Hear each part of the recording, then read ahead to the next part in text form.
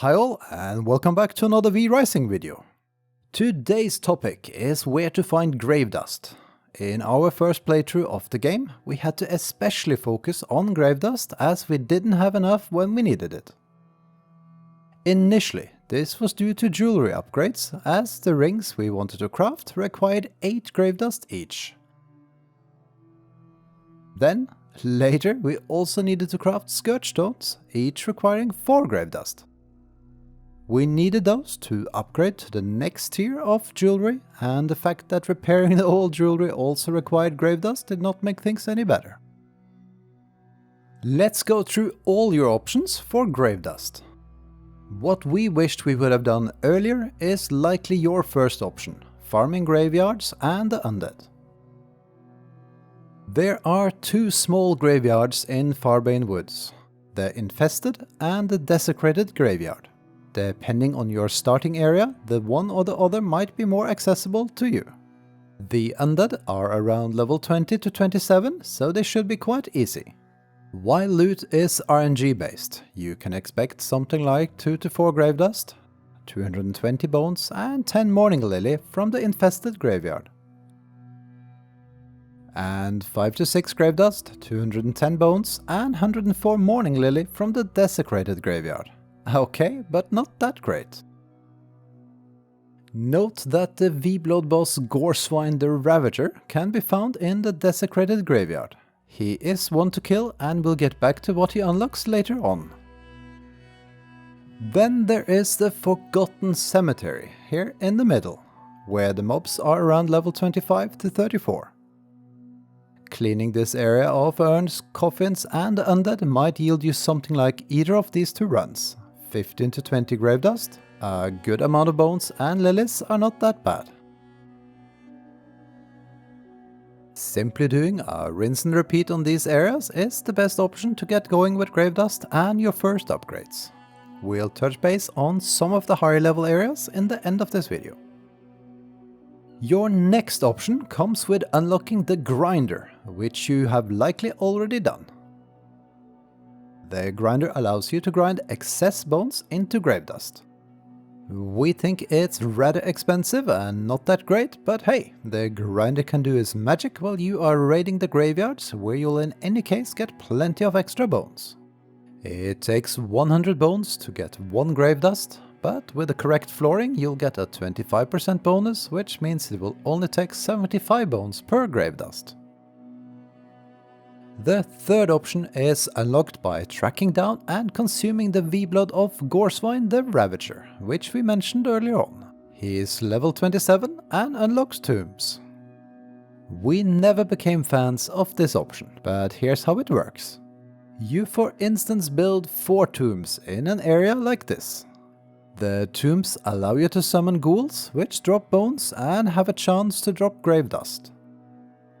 To raise ghouls, you'll need morning lilies, which you get from farming graveyards and potentially also from your own plant plots. Though if you're anything like us, you might have more or less ignored seeds at this point. Planting is worth looking into though. You can put as many resources as you have to spare into the tombs, but only 3 batches of ghouls can be prepared, after which you will need to kill them for further production to continue. After killing our 3 batches of 12 ghouls in total, we got the following amount of bones and grave dust. Not too bad if you have easy access to morning lilies.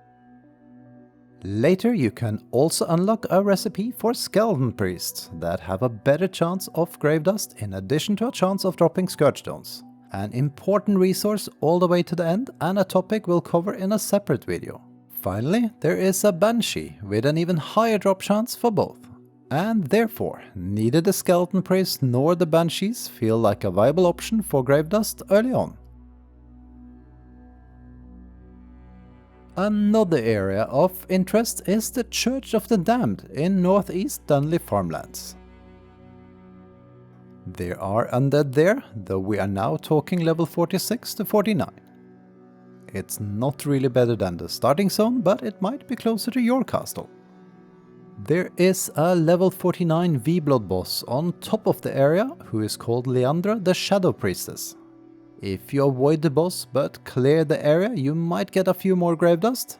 There can even be a chest or two up there. Here's the loot from our farm run before going up to Leandra. 5 grave dust and 4 scourge stones. It includes 2 chests on the way up, and we also killed an undead general who roams this area. He has a chance to drop a special Soul Reaper weapon recipe, and we got that one on this run. And here's what we got for clearing the top area and taking 2 further chests. 3 grave dust, some bones and other materials. Also in Dunley Farmlands is the Dunley Monastery to the west. While you can find a couple of coffins and urns in its surrounding cemetery, the few grave dust we found there aren't really worth it compared to the other areas. The enemies range from level 46 to 56, and you also need holy resistance, otherwise you'll take damage when entering the monastery. Finally, a quick nudge to the Cursed Forest. This area is best explored at the right level, as the mobs can be dangerous. The lowest levels are around 58 to 62. We won't spoil the zone in great detail in case you have yet to travel there. That said, both ancient villages, highlighted here, yield around 6 to 10 grave dust each, so they are a good source at this point in the game. However, we feel these areas are more intended for other late game resources, such as scourge stones, ghost yarn and spectral dust. There is also a cave filled with a certain type of creepy crawlers you'll most likely farm at one point for higher end resources. You can expect 4 to 6 grave dust after clearing the entire cave. That's all from our side. We hope we covered everything there is to know on this topic currently, and that you found the guide useful. Feel free to leave a comment if you have any feedback, tips, or simply want to say hello. To see more videos from us, please leave us a like, subscribe, and even hit that bell.